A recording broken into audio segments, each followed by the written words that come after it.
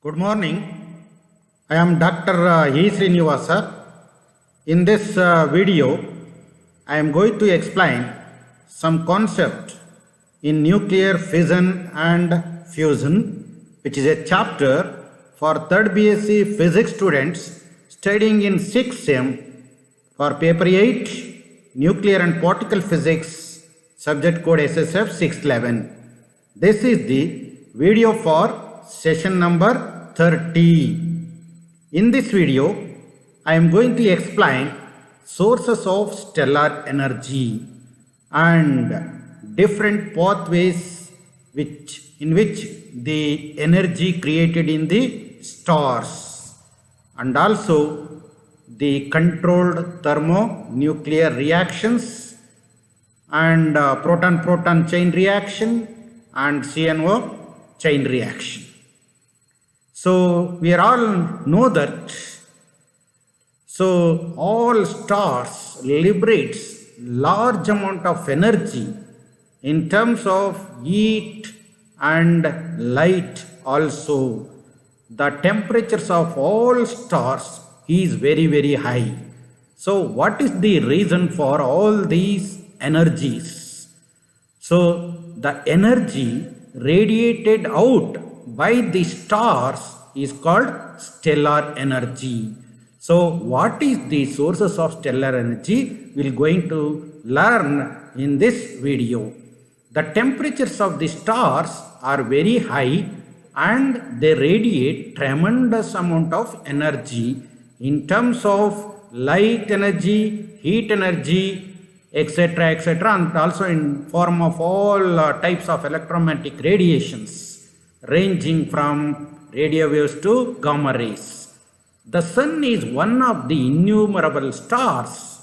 The sun radiates 4.52 into 10 to the power 26 joules of energy per second. This is very large amount of energy which is emitted by the sun. The origin of such amount of energy is neither chemical nor gravitation. In 1939, Bethe, a scientist, suggested that source of stellar energy is nuclear fusion. That means, what is the source of stellar energy?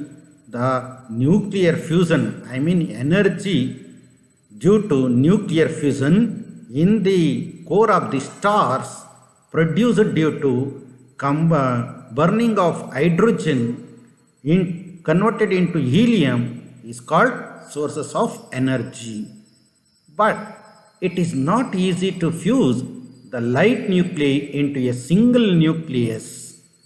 The main difficulty is the fusion of charged nuclei. When two charged nuclei are brought together, there is a large electrostatic repulsion between them. Fusion is possible when the kinetic energy of each of the nuclei is large enough to overcome the repulsion. Fusion is possible when the kinetic energy of each of the nuclei is large enough to overcome the repulsion. Hence, fusion reactions can take place only at very high temperatures of the order of 10 power 7 to 10 power 9 Kelvin. Hence, reactions are called thermonuclear reactions. So, the source of all energy in stars is, as I told you, hydrogen burning. So, the hydrogen in the nuclear fusion process, hydrogen burning takes place, giving rise to continuously helium. Two fusion reaction pathway for hydrogen takes place inside the stars. Which pathway occurs depends on core temperature of the star. So, depends on core temperature of the star, two fusion reaction pathways for hydrogen takes place. One is proton-proton chain reaction. This proton-proton chain reaction takes place in stars like our sun, which are having core temperature of about less than 16 into 10 power 6 Kelvin. And the second one is carbon, nitrogen, oxygen or CNO cycle. Second one is carbon, nitrogen, oxygen or CN1 cycle.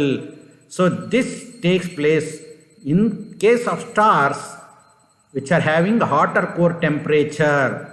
The energy in fusion comes from mass defect in the fusion reaction, that is products have less mass than the reactants. The difference in mass is called mass defect. So this mass defect it is converted into energy according to the mass energy relation. That means carbon, nitrogen, oxygen cycle takes place in higher massive stars. The stars having mass greater than our sun and having temperature greater than 10 to the power of 7 Kelvin, of the order of 10 power 7 Kelvin. Proton-proton cycle. So we will discuss one by one. First, proton-proton cycle. The proton-proton chain is more prominent in stars having the mass equal to or less than the mass of the sun. So the proton-proton chain reaction is more prominent in stars having the mass equal to mass of the sun or less. Proton-proton chain reaction starts at temperature around 4 into 10 power 6 Kelvin, making it the dominant energy source in smaller stars. So the dominant energy takes place in the case of sun and lower massive stars is through proton-proton chain reaction. Recent modification of the estimates of the central temperature of the sun now favor the proton-proton chain reaction. The proton-proton chain consists of 3 steps. In each step, there is a liberation of energy. So, proton-proton chain reaction takes place in 3 steps. In each step, there is a liberation of energy. So, the proton-proton cycle is essentially multi-step process in which hydrogen is burned into helium. In the first step, the cycle begins with a collision of 2 protons. In the first step, the 2 protons collision takes place. That is 1H1 plus 1H1 gives rise to 2 protons to form a deuteron, that is 1H2. Along with this deuteron, a positron and a neutrino is created and it is represented as, so 1 proton plus 1 proton gives rise to a deuteron and a positron and a neutrino, and 1.19 MeV of energy is released in this step. In the first step, 2 protons fuse to form a deuteron along with a positron and a neutrino is emitted. The positron here emitted very quickly encounters a free electron in the sun and both particles annihilate. So the positron liberated, annihilate with the electron which is present in the stars, annihilate, and annihilation of the positron and the electron gives rise to 2 gamma photons. That means their mass energy appears as 2 gamma ray photons. The neutrinos here produced here escape from the star carrying away some energy. In this process, the positron liberated very quickly encounters a free electron in the sun and both particles annihilate to give 2 gamma photons. That means that mass is converted into energy in the annihilation process. And the neutrino produced here escape from the star carrying away some energy. So the annihilation of the positron and the electron gives rise to 2 gamma photons. In the next step,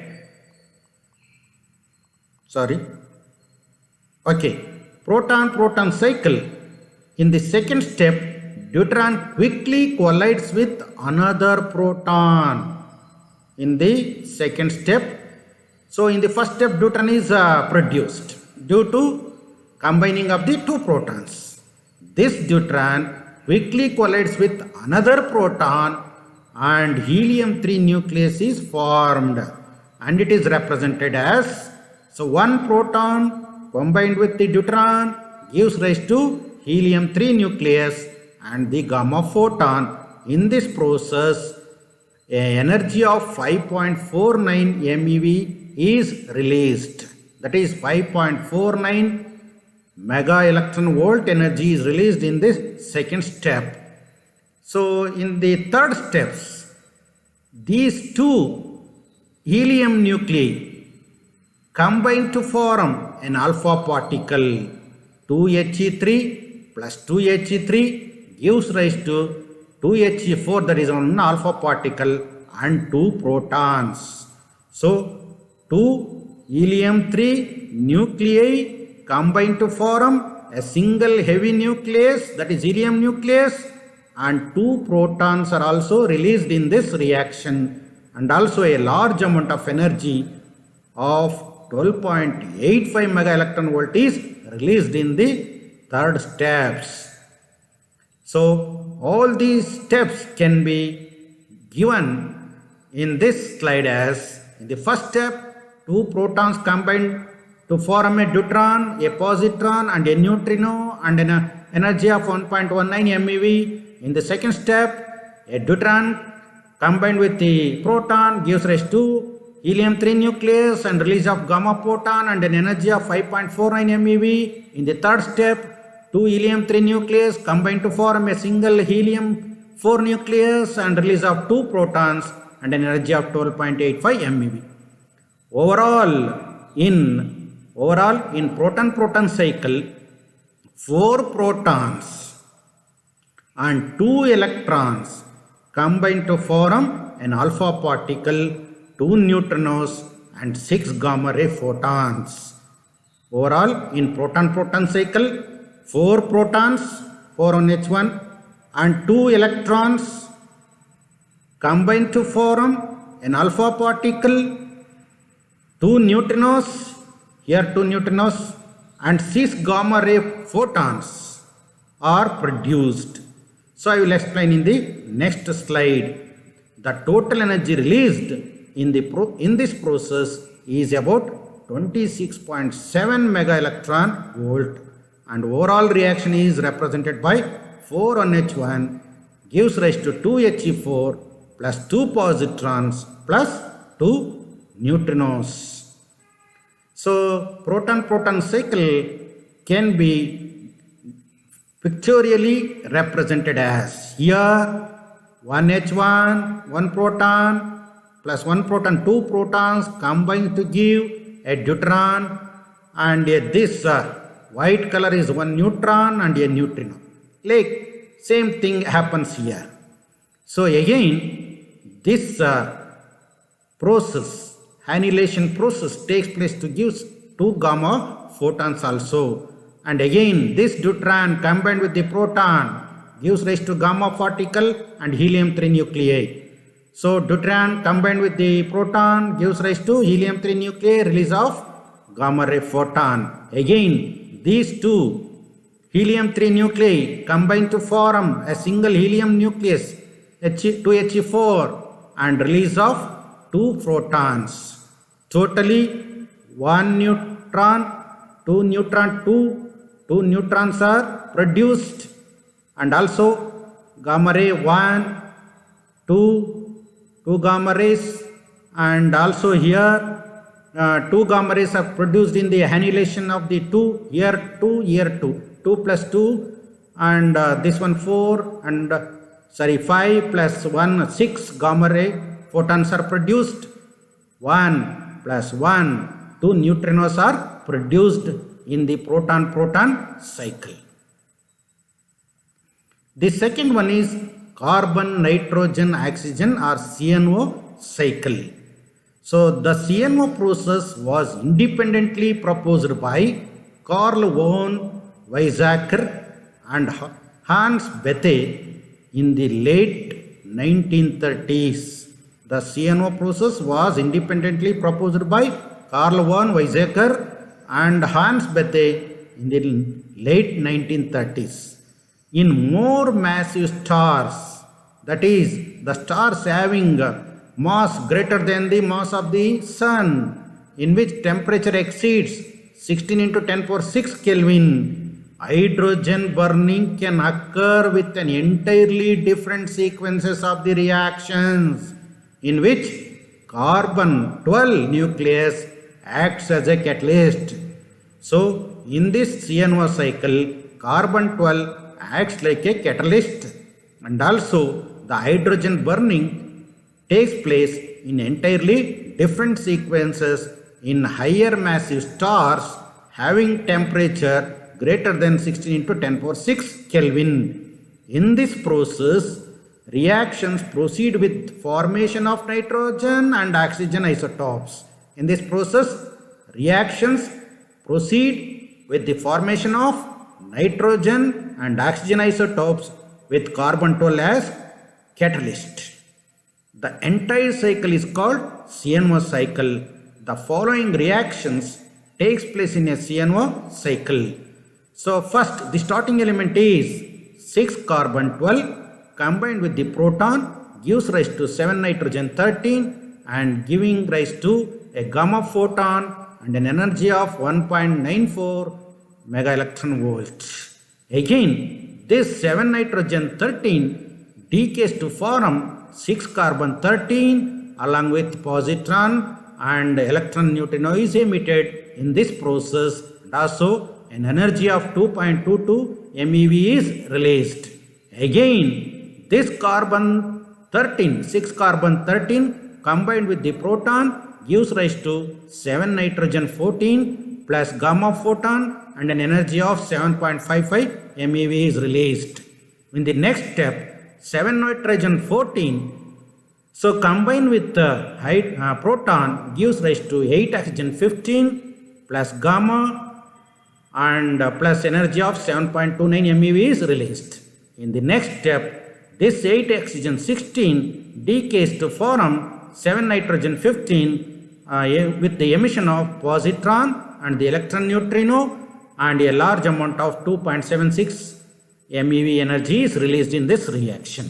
In the next step, this 7 nitrogen 15 combined with the proton gives rise to 6 carbon 12 and an alpha particle plus 4.97 MeV energy is released. So the starting element is 6 carbon 12. The last element formed is 6 carbon 12. So and also a helium nucleus. Therefore, in this reaction, carbon 12 acts like a catalyst, liberating nitrogen, oxygen, nitrogen 15, again nitrogen 15 combined with the proton gives rise to a 6 carbon 12. The net reaction is 4 hydrogen nuclei combined to form this helium nucleus, and 2 positrons and 2 electron neutrinos are emitted along with the liberation of total amount of energy 25.7 MeV. The net reaction when combined all this totally gives rise to 4 protons, here 1 plus 2, 3 and 4. 4 hydrogen nuclei combined to form finally the single helium nucleus and release of 2 positrons and 2 neutrinos. 2 positrons and 2 neutrinos and a large amount of 25.7 MeV. Again, this carbon nitrogen oxygen cycle can be represented pictorially like this. The starting element here 6 carbon 12 and a proton combined to form a nitrogen 13 and a release of gamma photon. Again, this nitrogen 13 decays to form carbon 13 with release of neutron and a neutrino. This white color, positron. this is the white color is there. That white color is positron. So release of positron and a neutrino to form a carbon-13. Again this carbon-13 combined with the hydrogen nuclei to form a nitrogen-14 nucleus and release of gamma photon. Again this nitrogen-14 combined with the hydrogen to form a oxygen-15 and release of gamma photon. This oxygen-15 decays to form a nitrogen-15 and a positron and a neutrino is also released in this reaction. And this nitrogen-15 combined with the proton or hydrogen, a helium-4 nucleus is formed and returned to the carbon-12. This is carbon-nitrogen-oxygen cycle, which can be represented like this. Unlike the proton-proton reaction, which consumes all its constituents, the CNO cycle is a catalytic cycle. Here, in the CNO cycle, 4 protons fuse using carbon, nitrogen and oxygen isotopes as a catalyst. So they will not change. So carbon, nitrogen and oxygen isotopes as a catalyst, each of which is consumed at one step of the CNO cycle but regenerate in a later step.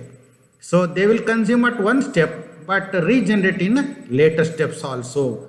The end product is one alpha particle, that is a stable helium nucleus, 2 positrons and 2 electron neutrinos.